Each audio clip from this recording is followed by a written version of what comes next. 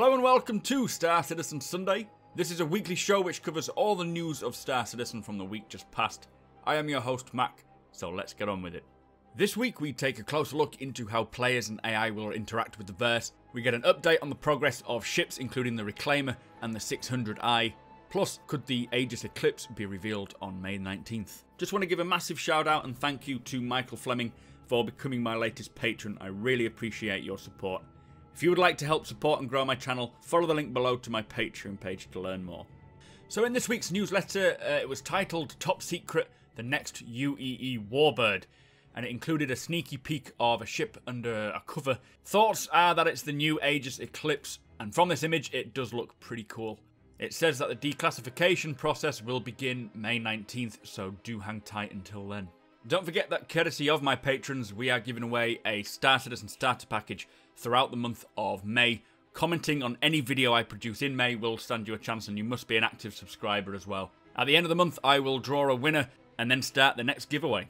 So this week's Around the Verse came from the UK office. They started off by saying that they're working through all the bugs and the tasks for both Squadron 42 and the Persistent Universe. In terms of gameplay, the player interaction system has moved along quickly over the past few weeks. I have done a separate video of this which can be found in the description. This brings a lot of improvements to the inner thought system, which allows you to select actions quickly, for example, emotes or exiting seats. There will be quicker ways of doing this as well, so it's not just a case of fiddling around all the time. They're working on the air traffic controller sprint as well, which deals with managing the flow of traffic for both takeoff and landing. Think assigning and reserving landing pads for players wanting to land and also take off. They're finishing up the functionality on the player status system, including procedural breathing and suit punctures, which is going into final implementation. Pickup and carry is also being worked on. They're both getting the AI to be able to interact with the environment and the player to also interact too.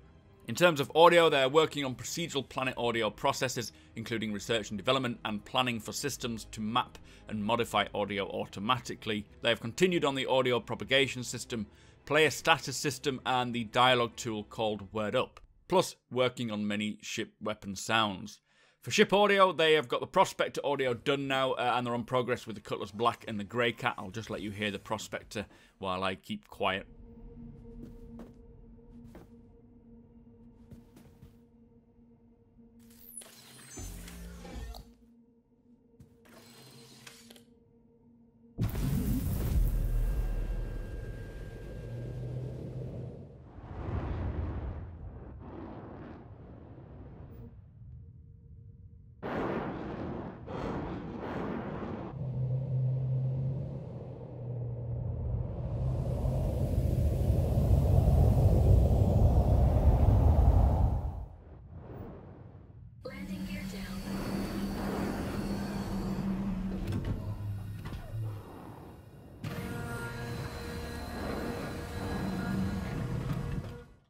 For graphics, they are integrating the real-time lit volumetric fog from the new Lumberyard engine.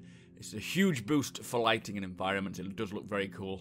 They're upgrading the 2D UIs and also for the 3D holographic projections, they're improving them. It looks as though it's going to be for security cameras and hopefully this picture-in-picture like helmet cams. I'm not sure what the word is on that. They said they couldn't do it before, but hopefully this new Lumberyard engine will allow this. The real-time lighting probe tech is nearing completion. This allows for fully dynamic bounce light and reflections on the planet's surface. So, as you can see here, it looks very cool with the Staff area. In terms of visual effects, they have completed the first sprint for Planetary Entry FX. This is controlled by speed and atmospheric density values. They've also got engine trails for in-atmosphere, which they're now merging the two. You can see here they are attempting to create realistic lighting as well for, obviously, your planetary weather. The Prospector thruster effects and damage has the first pass completed. They've continued initial work on the Scourge railgun, including charging and charged effects. They also did say that the Origin 600i is now in its final stages, which is a nice little sneaky drop in there. It wasn't in the PU timeline because I think they are keeping it quiet, so that's quite exciting. Anyway, in terms of weapons, they have completed the Preacher Distortion Scattergun and the Apocalypse Arms Scattershot, plus made good headway on the Clausenwerner LMG. Now, in terms of ships, the Reclaimer has made a lot of progress. They've completed work on the exterior hull and now moved into the damage phase, and this ship is massive. I think it's my favourite ship now. But habitation and tech decks are fully fleshed out on the interior. as well as the enormous salvage processing room, which you'll get to see soon. They're now finishing the drone room and the engineering deck and cockpit. Work has begun on the derelict ships as well, so the design can start laying the groundwork for mission-specific scenarios, taking the Constellation, the Caterpillar, the Starfarer and the Freelancer, breaking them down into structural elements as the initial set of derelict ships. Obviously they'll work on the rest later. Razor work has been done for LODs and damage. This will soon be flight ready.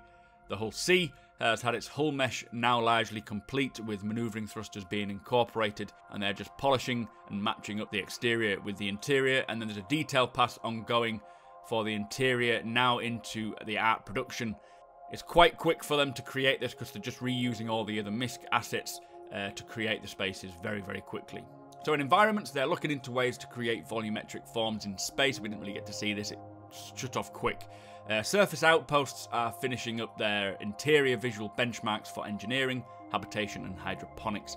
They're continuing to set dress, light and polish the interior spaces to build character, and exploring the options for navigation based on lore and fiction within inside the space stations. Truck Stop has moved into the final art phase. They're refining the building sets to find and explore other potential configurations and to ensure it's as flexible as possible. In animation, the breathing state improvements are now in line with the back end, allowing for more refined procedural breathing curves. They have begun implementing multi-directional takedowns for killing enemies when in close proximity. Weapon reload have had updates for many weapons plus melee improvements for the pistol and stocked weapons. They're very busy with facial animations for the 3.0 mission givers, and they're working on new improved facial animations when firing weapons. So after this, there was a player interaction system update, and this is where they talk about all the player interactions. They've been going into great depths when creating a wealth of interactions for both the player and the AI throughout the verse. This is not only for ships, but for weapons, helmets, cargo, doors, practically everything within the verse. This footage is just a few of my favourites, but be sure to check my video below where I break it down even further. Anyway, to finish up with, subscribers can now fly the Buccaneer for free this month, and the subscriber hangar flare is the Icarus 1 holo model. Anyway, that was around the verse. Let me know your thoughts. Also this week, Citizens of the Stars featured Chris, who is one of the founders of BritizenCon, talking about the latest event held in Manchester. The dev in the hot seat was senior producer of the LA studio, Eric Kieran Davis, answering the quantum questions, one of which was that the 300 revamp is due at the end of the year. There was a showdown post titled Interview with Imperator Costigan, talking about the Human Jan trade initiative. I would love to know what your stance is on this. Bug Smashers this week with Mark Bent was titled Havoc on the IFCS, and April's monthly report is now available. So that brings us to the end of the show. Thank you for watching, and thank you to our subscribers, plus a massive thank you to our patrons as you make this possible. If you like what we do and want to help us make it better, follow the link in the description to our Patreon page to learn more.